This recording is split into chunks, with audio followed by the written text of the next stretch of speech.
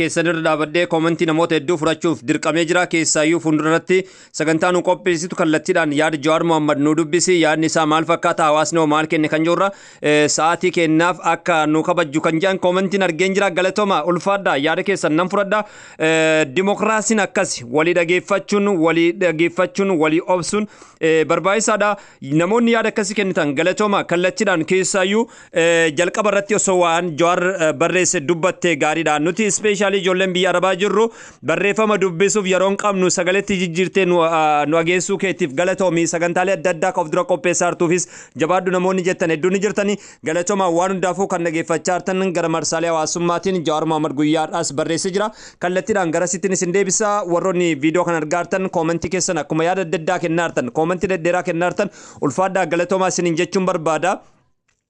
Amman tanatti keessaayyuu yeroo tokkummaan keenya baay'ee murteessaa ta'edha ilmaan Oromoodhaa kan nu dhageeffachaa jirtan kallattiidhaan gara Jawaar Mohammedittiin isin deebisaa turtii gaarii isiniin jedha yaadni isaa maal fakkaata maal dabarsaa jira kan jedhu ammoo waa wajjin arginu ta'a turtii gaarii. Madda Walaabuu Miidiyaa sagantaalee baratamaniin alatti sagantaa seenessaa torbanitti guyyaa 3 jechuunis kibxata kamisaa fi dilbata akka lakkoofsa Itoophiyaatti galgala keessaa sa'aatii 2tti isiniif dhiyeessuuf dhufneerra. Madda Walaabuu dhageeffadhaa yaada keessan karaa koomentiin nu biraan gahuun dagatinaa. Madda Walaabuu Maarrigaa akkuma jalqaba irratti isiniif dubbachuuf yaaletti kallattiidhaan Jawaar Mohammed guyyaadhaa barreeffama barreessee jira. Yaada Jawaar Mohammed barreesse kanarra dhaabbachuudhaan kallattiidhaan isin biraan ga'anis qopheessaa sagantichaa falmataa roorootii turtii gaarii isiniin jedha.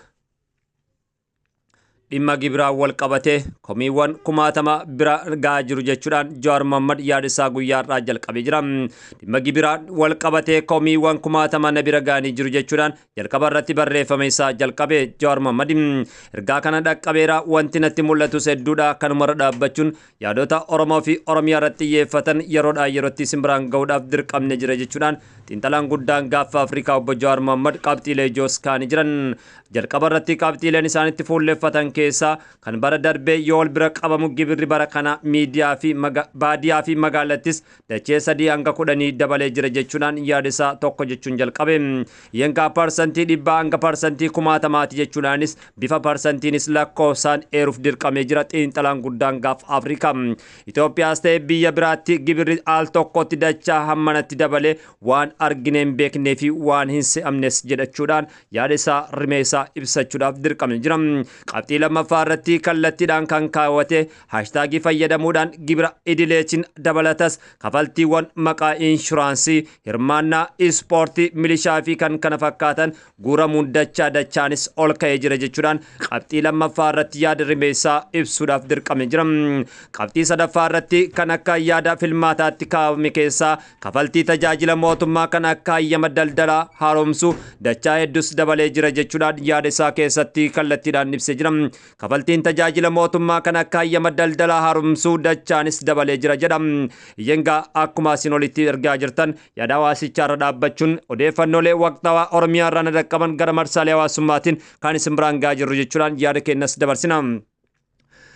Qabxii afuraffaa irratti kan barreeffame keessaayyuu ummanni kafaltiilee seeraan hin tumamne kafalchiifamaa jira kan jedhus yaada ibsee jira.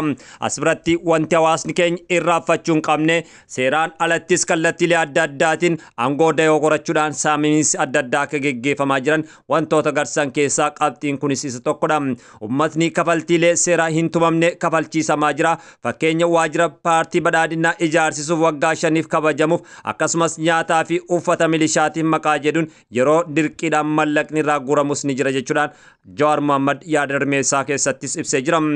Namoonni qabxii shanaffaa irratti namoonni gibira kafaluuf gara waajjira mootummaa yeroo deeman hamma dursee itti himameen alatti maqaa adda addaatiin kafaltii dabalataafis saaxilamaa jiru jechuudhaan yaada isaanii kallattiidhaan dabarsanii jiran yengaa kan dhageeffachaa jirtan gara madda walaabuu miidiyaatiin kan isin biraan ga'aa jirru buddee tokko bara 2017 wabeeffachuudhaan barreeffama xiinxalaan gaafa Afrikaa guddaan Jawaar Mohammed marsaalee hawaasummaa irraa fi yaadota hawaasaa kallattiilee adda addaatiin kallattiidhaan isaan dhaqqabe bira dhaabbachuun yaada isaan barreessan dhaabbachuudhaan dubbisuu dhiyeessuudhaan isin biraan gaa jirra.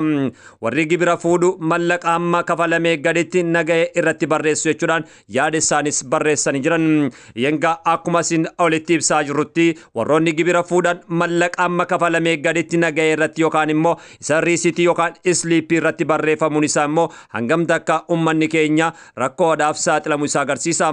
Mallaqni fuudhame silaa osoo waraqaa yookaan nagahee irratti barreeffame kallattiidhaan qaama mootummaatiif yookaan immoo misooma biyyattiitiif galaa jira jechuun ni danda'ama.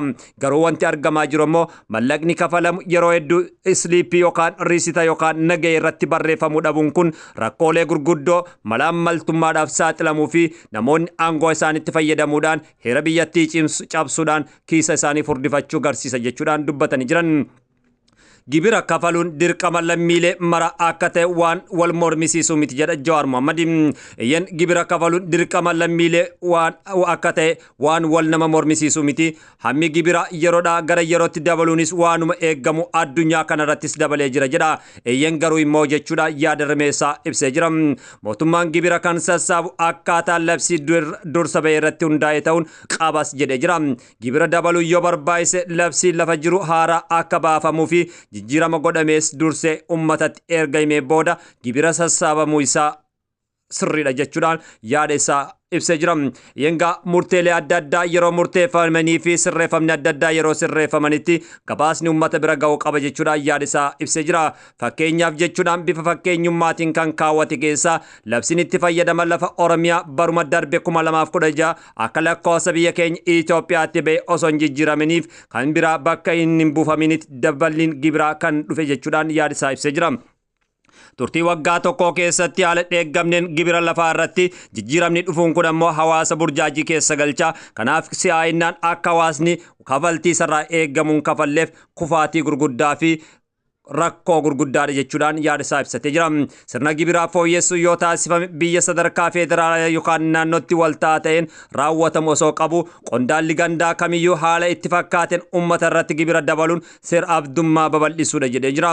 Yengaa namoonni adda addaa kallattiilee adda addaatiin akkuma jalqaba irratti isinii kaasuuf yaalletti aangoo isaatti fayyadamuudhaan haala seerri biyyattiitii fi heerri biyyattiin nayyamneen gandoota adda addaa keessatti saba keessaa ba'an irratti gibira adda addaa geggeessuudhaan aangootti fayyadamuudhaan gibira humnaa olii kafalchiisuun nagahee tokko malee hawaasarraa guurachaa jiraachuun isaa odeessaaleen adda addaa mul'achaa jirani.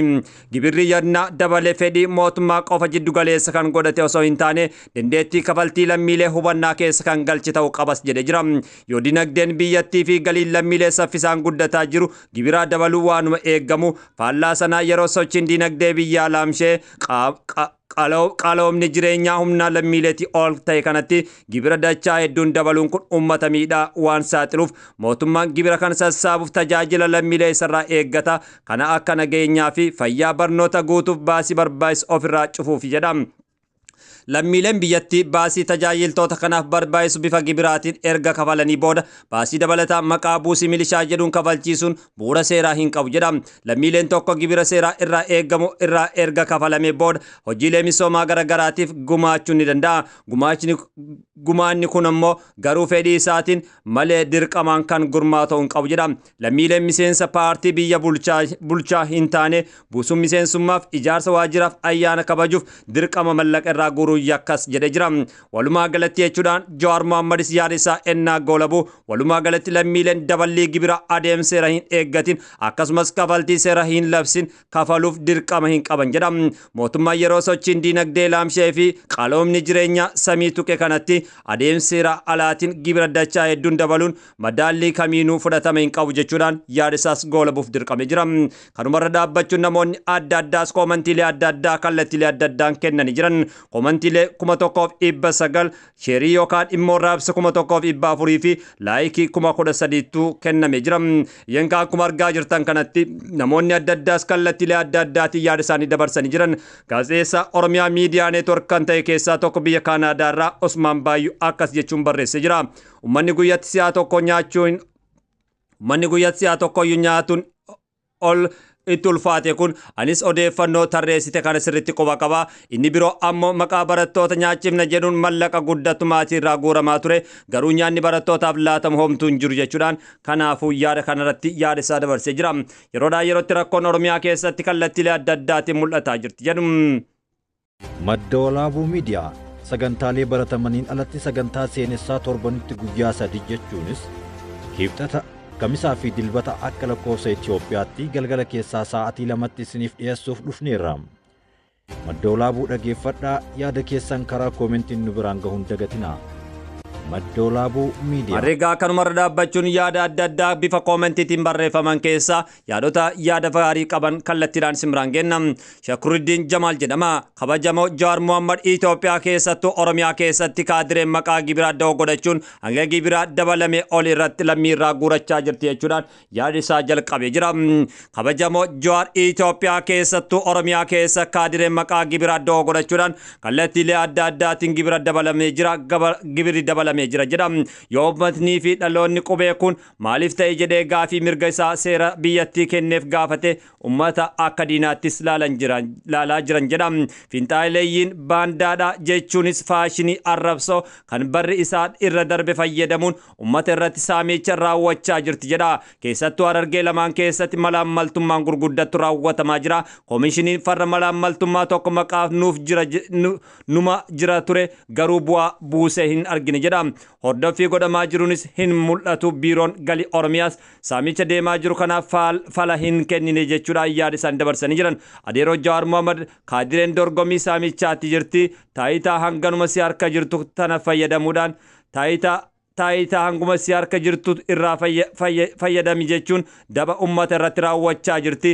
Ardaalee irraa eegalee aanaalee godinaalee hanga Oromiyaatti kaadiree wal ijaartee caasaa saamichaa mijeeffattee jirti. Waan ummatni keessa jiru dubbatanii himuun ni ulfaata. Qaamni dhimmi ilaalu furmaata kennuu qaba. Kaadireen Oromiyaa kan maqaa haaromsan taayitaa irraa harcaasuun ummataaf hafuura boqonnaa kennuudha jechuudhaan yaada isaa kan dabarses Shakruddin Jamaalidha.